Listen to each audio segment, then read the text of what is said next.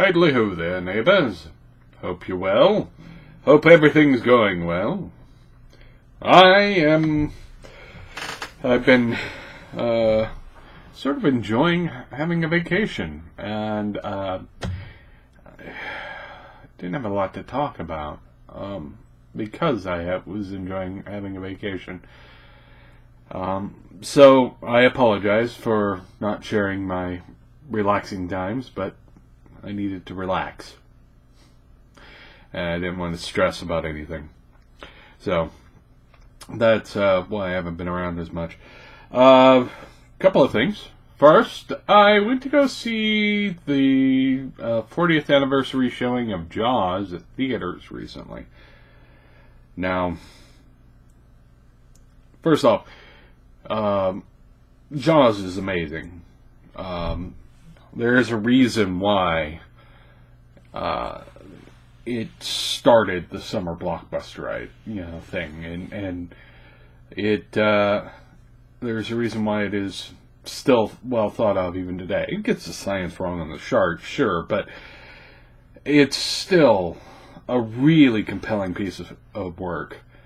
And seeing it in theater just sort of drove that home for me. It also, and I'm going to tie this back to the whole gaming thing, inspired some thoughts on learning lessons from cinema and what have you to make more interesting games.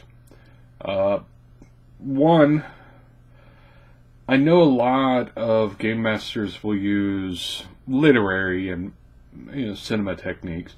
I've even tried out the flashback stuff from time to time. That was fun. I think one of the lessons that you could take from it is I've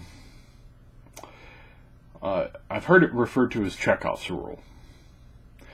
Show a gun at the first act, you have to have somebody get shot by it by the third. Rough translation of what that particular rule is, and they do that in Jaws quite well. There's several scenes where they set up what's going to happen by dropping the seeds earlier on in the movie. The scare with the air tanks leads to the air tank blowing up the shark.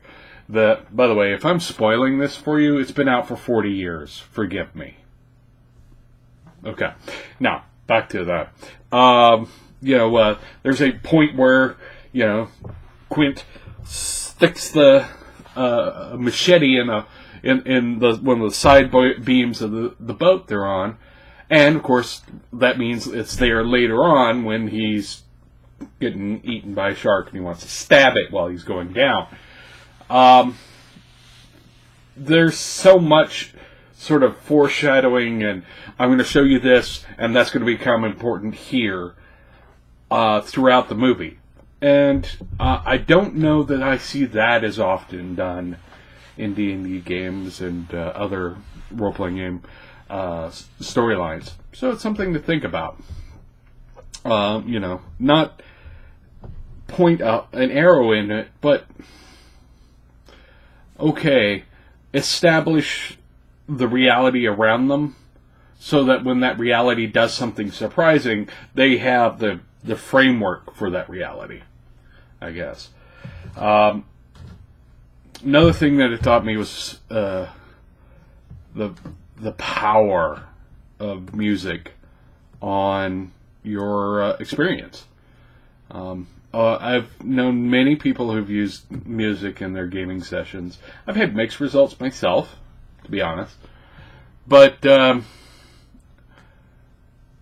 setting the pace with a slowly building soundtrack, setting your beats at a slow rate at the beginning of a particularly tense session and having it slowly builds the tension in the scene.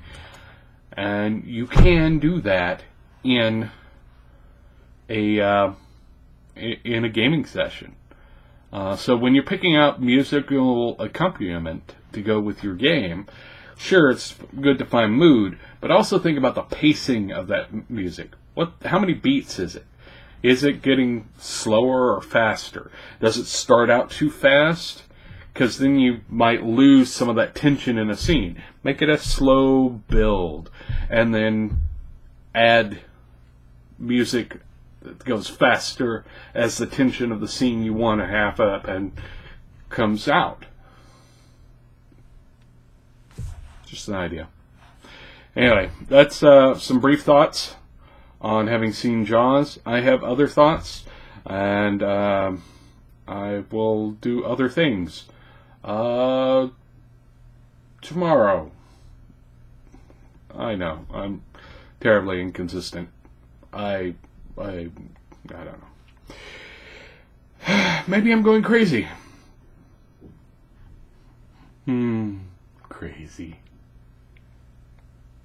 That's a nice thought.